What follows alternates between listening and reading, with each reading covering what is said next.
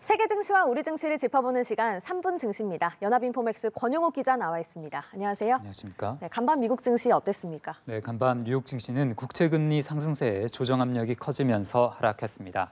마감가를 살펴보면 다우지수는 전장보다 0.84%, S&P 500 지수는 전장 대비 0.77% 각각 내렸고요. 나스닥 지수는 1.17% 빠졌습니다.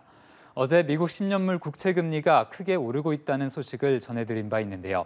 간밤에는 금리가 추가로 올라 최근 15년 만에 최고치 기록을 다시 경신했습니다. 미국 10년물 금리는 4.3% 수준까지 급등했는데요. 인플레이션이 예상만큼 빠르게 내려오지 않고 경제 지표가 긍정적인 모습을 유지하면서 고금리가 빠르게 내려오지 않을 것이라는 전망이 강화되고 있기 때문입니다. 장기 국채 금리가 치솟는 건 주식시장에 부담이 될 수밖에 없는데요. 무엇보다 채권의 수익률이 올라가면 상대적으로 주식보다 국채에 대한 투자 매력도가 높아지게 되고요. 특히 기술주의 악재가 되는데요. 기술 기업들은 지금 당장의 성과보다는 미래의 잠재적인 성장 가능성을 평가받아 주식이 거래되는데 미래의 성장을 위해서는 현재 자금을 빌려와서 투자하는 게 중요합니다. 그런데 국채 금리가 오르게 되면 기업의 차입 비용도 늘어날 수밖에 없는데요.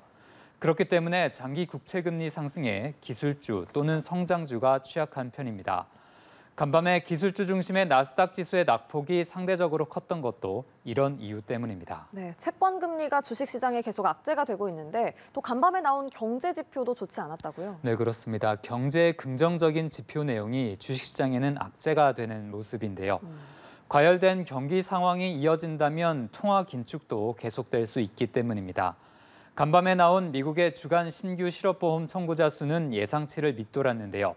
실업보험을 청구하는 사람이 적다는 것은 그만큼 노동시장이 과열되어 있다는 의미입니다.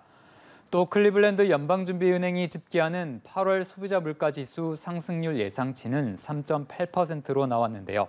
직전 달인 7월 수준을 웃도는 것으로 나타났습니다. 네, 또 월마트가 실적을 발표했습니다. 또 눈에 띄는 개별 종목들 정리해 주시죠. 네, 어제 타깃에 이어 유명한 소매 업체 월마트가 실적을 발표했는데요.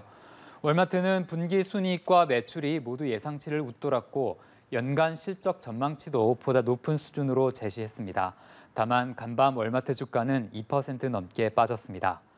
미국 최대 헬스 관리 체인 기업인 CVS 헬스 주가는 8% 넘게 내렸는데요.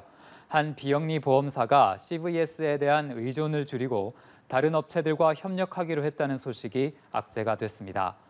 컴퓨터 네트워킹 업체인 시스코 시스템즈는 실적 호조 속에 주가가 3% 넘게 올랐습니다. 네, 마지막으로 오늘 코스피 전망 짚어주시죠. 네, 어제 코스피는 장 초반에 낙폭을 줄이면서 마감했습니다. 지수는 2,520부근에서 거래됐는데요.